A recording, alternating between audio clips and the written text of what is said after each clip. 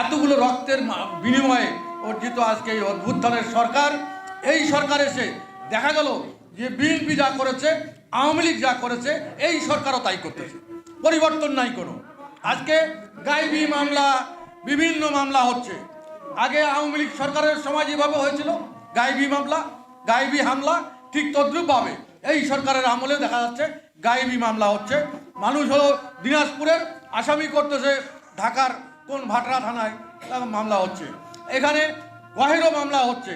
তো এই ধরনের মানুষের কণ্ঠরোধ করা, মানুষকে হয়রানি করার যে নিয়ম নীতি, কোনোটা পরিবর্তন হয় নাই। আমরা একটা চেয়েছিলাম বৈষম্যের বিরুদ্ধে যুদ্ধ, বৈষম্যের বিরুদ্ধে আন্দোলন। এখনো বর্তমানে এই সরকার বৈষম্যের মধ্যেই আছে। আজকে জাতীয় পার্টিকে ডাকতেছে না। আপনি কাকে নিয়ে আজকে ঐক্যের সমাবেশ ডাক দিচ্ছে? কাকে নিয়ে? কত পার্সেন্ট লোক? বাংলাদেশে আওয়ামী লীগের প্রায় 32% ভোট, ধরেন এখন 20% ভোট, 20% ধরেন, না হলে তো 20% ভোট আওয়ামী লীগের আছে। জাতীয় পার্টির সর্বশেষ রেজাল্টে 7% ভোট। এই 27% লোককে বাদ দিয়ে আপনারা আরও আছে, তার জাসদ আছে, বাসদ আছে, অন্যান্য দলের লোক আছে, ধরেন 40% লোককে বাদ দিয়ে আপনার ঐক্যের ডাক কীভাবে সম্ভব? এই ঐক্য থাকবে না। আজকে ভারতের সঙ্গে, আজকে সনাতন ধর্মের উপর অত্যাচার নিয়ে ভারতের সঙ্গে একটা আমাদের কন্ট্রাডিকশন চলছে, একটা মুখোমুখি অবস্থান। আমরা এই বাংলাদেশে হিন্দু মুসলিমের সম্পর্ক 1000 বছরের সম্পর্ক, এই সম্পর্ক বিনষ্ট কোনোভাবেই সম্ভব নয়। আজকে ভারত যেটা করতেছে, আমি মনে করি তারা নিজের পায়ে নিজে কুড়াল মারতেছে। আজকে আমাদের এই ঐক্যের, এই হিন্দু মুসলিমের সম্পর্ক, এরা কোনোভাবেই বিভেদ করা সম্ভব নয়। ওই ইন্ডিয়ায় বসে উস্কানি দাদারা আজকে মোদী সরকারের একদম, যারা হিন্দুত্ববাদে বিশ্বাস করে, তারা একটা আর্টিফিশিয়াল ক্রাইসিস তৈরি করার জন্য বাংলাদেশের রাজনীতিকে, বাংলাদেশের মাটিকে অস্থিতিশীল রাখার জন্য তাদের যে হীন প্রচেষ্টা, এই প্রচেষ্টা আমরা তীব্র নিন্দা এবং ক্ষোভ জ্বালাচ্ছি।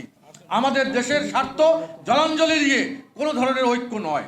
দেশের স্বার্থ ঠিক রেখে সম্মানজনক সম্পর্ক থাকবে ভারতের সঙ্গে। কিন্তু আজকে দেখা যাচ্ছে আমাদের দূতাবাসে হামলা, আজকে আমাদের বিভিন্ন জায়গায় যারা জাতীয় পতাকার অবমাননা, জাতীয় পতাকা ছেঁড়া হচ্ছে, এটা কিন্তু জেনেভা কনভেনশনের পরিপন্থী। সেই জন্য আমরা মনে করি যে এখান থেকে ভারতকে সরে আসার জন্য অনুরোধ জানাচ্ছি। আপনাদের সঙ্গে সম্পর্ক বন্ধুত্বের সম্পর্ক, আপনাদের সঙ্গে সম্পর্ক সম্মানের সঙ্গে সম্পর্ক, আপনাদের সঙ্গে সম্পর্ক আপনার দেশের স্বার্থ আপনি দেখবেন, আমাদের দেশের স্বার্থ আমরা দেখব। এই সম্পর্ক আমরা এগিয়ে নিয়ে যেতে চাই। প্রতিবেশীর সঙ্গে প্রতিবেশীমূলক আচরণটা আমরা আশা করি, আজকে সেখানে হচ্ছে না।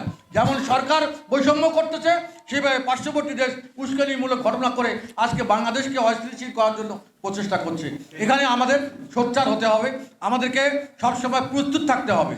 যে কোনো সময় যে কোনো আন্দোলনের ডাক আসবে, সেই আন্দোলনে আমাদেরকে ঝাঁপিয়ে পড়ার জন্য ঐক্যবদ্ধ থাকতে হবে।